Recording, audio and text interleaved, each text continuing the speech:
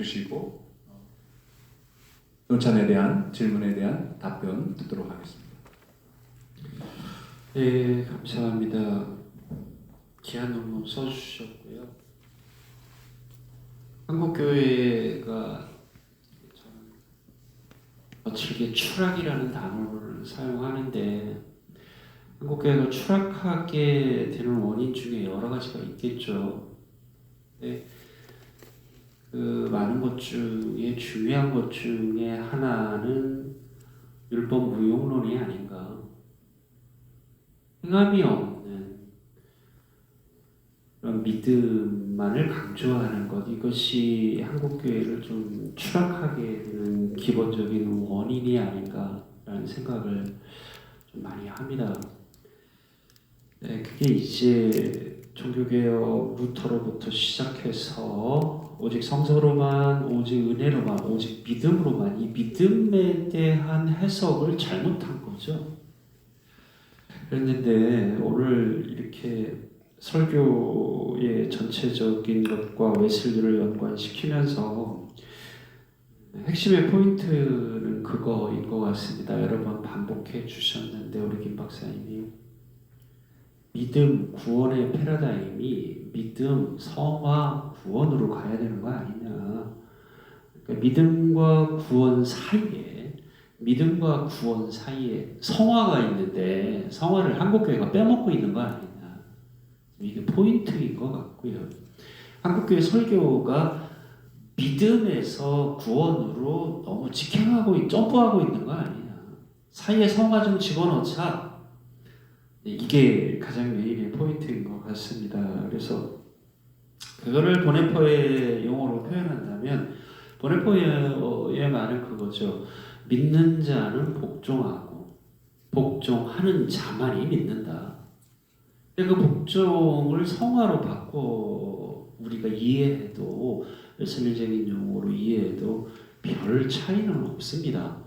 그래서 복종 없이 믿음만 강조하는 거, 오늘 표현대로 성화 없이 믿음만 강조하는 거, 하나님의 은혜를 싸구려로 만들어버린다는 거죠. 칩 그레이스로 만들어버린다는 것.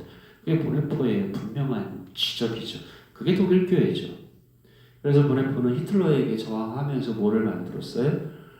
코스트리 그레이스, 값비싼 그레이스. 하나님은 당신의 아들의 목숨을 우리에게 주기까지 정말 비싸게 대가를 치렀는데 복종은 안 하고 기독교인들이 입으로만 고백하고 구원을 얻으려고 하니까 하나님의 비싼 은혜를 천박하게 싸구려로 만든다. 칩그레이스.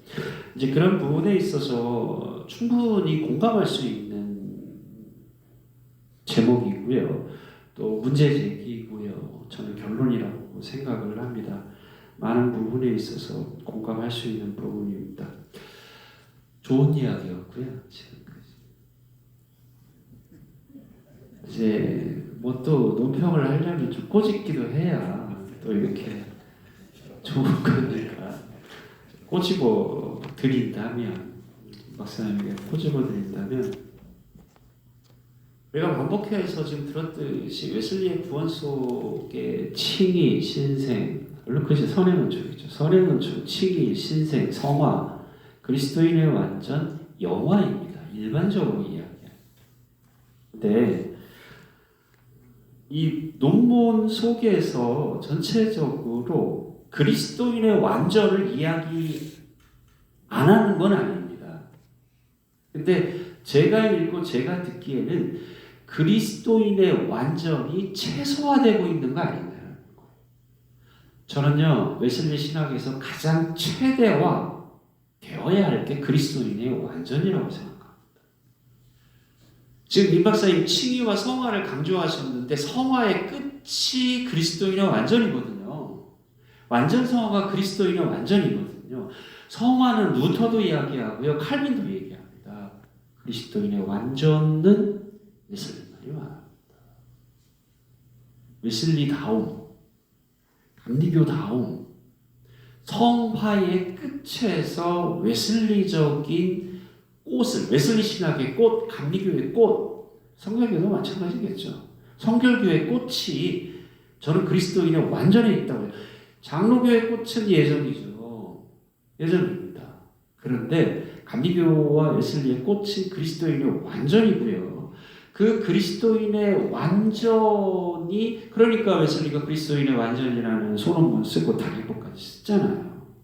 근데 이게 오늘 이 논문 속에서는 칭이 강조했어요. 그 다음에 성화를 강조하면서 영화로 점프해가는 듯한 느낌. 그러니까 김 박사님의 기본적인 논문의 구도가 칭의와 구원 사이에는 성화가 있는데 성화를 한국교회가 빼먹고 있다. 저는 이 논문이 성화와 영화 사이에 그리스도인의 완전이 있는데 그리스도인의 완전을 너무 최소화하고 있는 거 아니냐. 나는 최대화했으면 좋겠다. 요 이야기 좀 화해보고 싶었고요. 그 다음에 이제 그래서 59쪽의 발제문 위에서부터 둘레 여섯 일곱 번째 줄에 보면 영화보다는 그리스도인의 완전을 더욱 강조하면서 성화와 그리스도인의 완전의 연속성에 집중하는 것이 더 적절하지 않을까. 그러나 문제는 김 박사님은 성화를 그리스도인의 완전으로 이끄는 성화로 설명하지 않고 영화로 이끄는 성화로 설정하면서 너무 좀 그리스도인의 완전을 최소화하고 있는 거 아니냐. 최대화하면 좋겠다 이거죠. 그 다음에 이제 세 번째는 웨슬리 구원의 여정을 참 길게 설명하셨어요.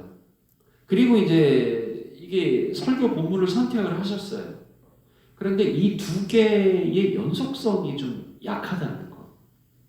그러니까 설교를 분석하면서는 어떻게 분석을 했어요? 그 도표 속에서 52쪽에 나오죠. 문제, 약속, 가르침, 회개, 순종, 결과.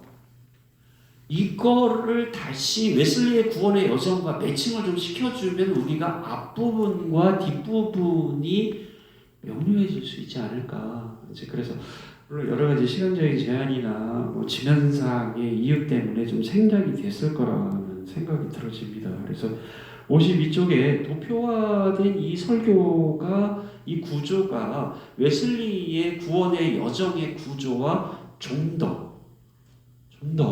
이렇게 매칭이 되어진다면, 그렇다면은 이 논문이 더 이렇게 전반부와 후반부가 더 조화를 이루지 않을까라는 생각이 들었습니다. 좋은 논문이라고 생각하고요. 저는 이런 생각을 했습니다. 웨슬리의 이야기 한마디로 말하면 구원은요, 하나님으로부터 받아서 우리가 완성해야 되는 겁니다. 우리가 완성해야 돼요. 근데 나의 능력으로 완성하는 게 아니고 하나님의 은총 안에서, 하나님의 은혜 안에서 우리가 완성해야 되는 거거든요. 그래서 59쪽에 아까 김 박사님이 읽어주신 그거를 저는 이렇게 읽고 싶습니다. 다 이루었다. 예수님의 가상 실언 중에 하나입니다.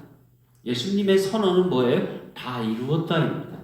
예수님은 우리의 구원을 위해서 다 이루어 놓으셨어요. 그러면 우리의 역할은 뭘까요? 예수님이 이루어 놓은 거를 우리가 완성해야 되는 거죠.